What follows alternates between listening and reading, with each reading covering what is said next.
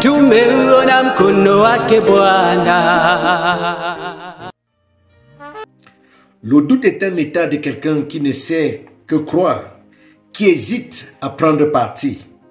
Le manque de connaissances, la faiblesse psychologique serait à l'origine de cet état qui amène l'être humain à ne plus savoir sur quoi s'appuyer ou sur quoi compter.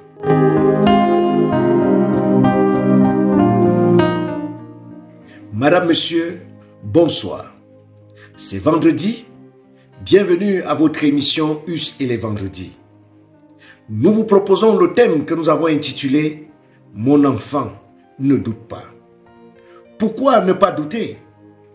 Douter nous rend incertains de nos capacités et la possibilité de croire en la providence divine.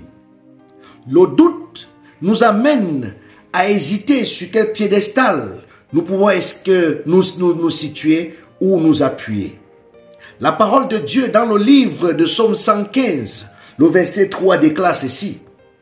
Notre Dieu est au ciel, il fait tout ce qu'il veut.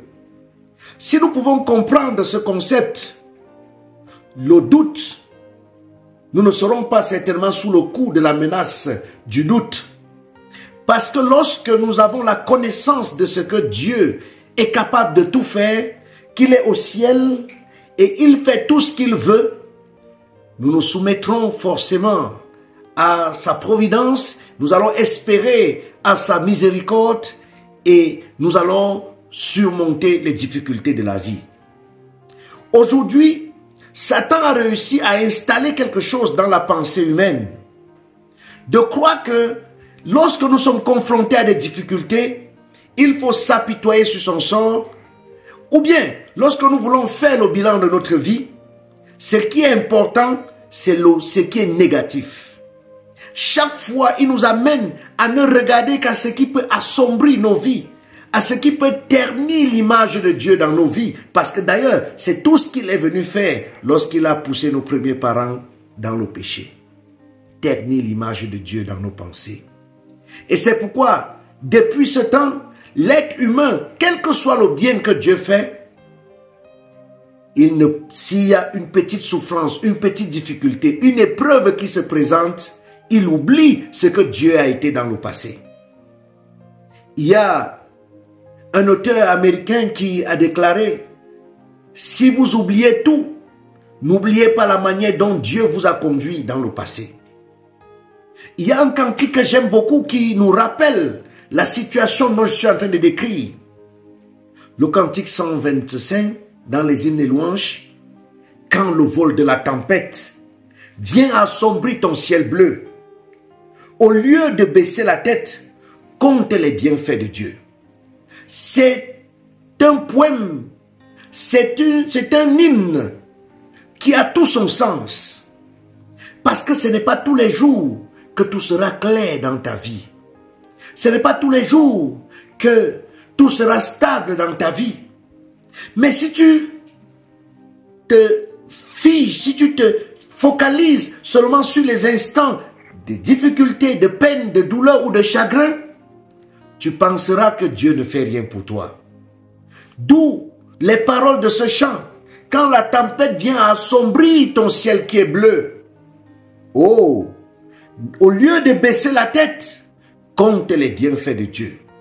Si à un moment donné, nous essayons de faire l'équilibrisme, de mettre sur la balance, nous allons nous rendre compte que Dieu fait toujours des grandes choses pour nous. Oui, compte les bienfaits de Dieu, mets-les tous devant toi. Tu verras, en adorant, en comptant sur lui, combien le nombre en est grand.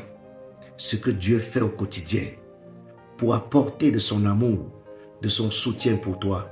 Oh mon frère, ma soeur, cher ami, auditeur, c'est ce qu'il y a de merveilleux et de puissant.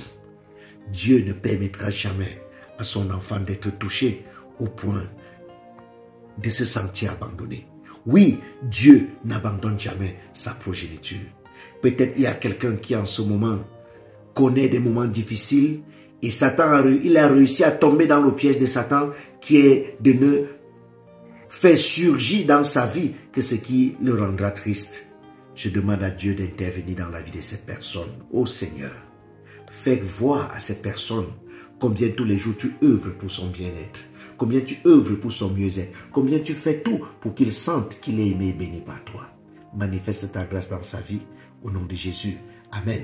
Oui, mon frère, ma soeur, dans le psaume 34, le verset 20, la parole de Dieu dit, « Le malin atteint souvent le juste, mais toujours l'Éternel en délivre. » Il y aura des moments où tu auras des difficultés, mais toujours la solution sera entre les mains de l'Éternel. Il y aura des moments où tu es sur le point d'abandonner, mais tu sauras toujours compter sur Dieu parce que lui, il ne t'abandonnera jamais.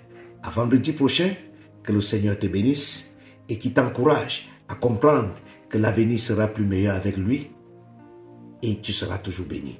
Que Dieu te bénisse.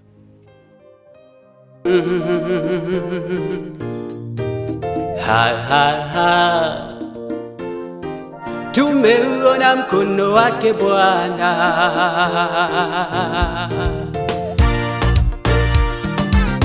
Mengi mazuri tumeyaona, Mungu umetenda, ni kweli wewe muweza.